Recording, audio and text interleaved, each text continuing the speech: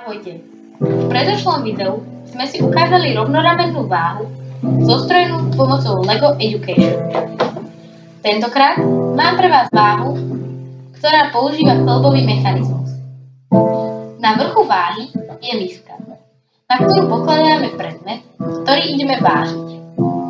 Pri vážení predmetu sa po uložení do misky prenáša hmotnosť z misky cez kĺbový mechanizmus na rameno so závažím. A to sa pohybuje po stupnici. Stupnicu sme si vytvorili následovne. Jednotlivé závažia sme si odvážili na presnej váhe, následne ich položili na misku a kde nám ukázala miska, tam sme si zakreslili značku stupnice a číslo. Tým je váha dokončená. No a môžeme ich vážiť nové predmety.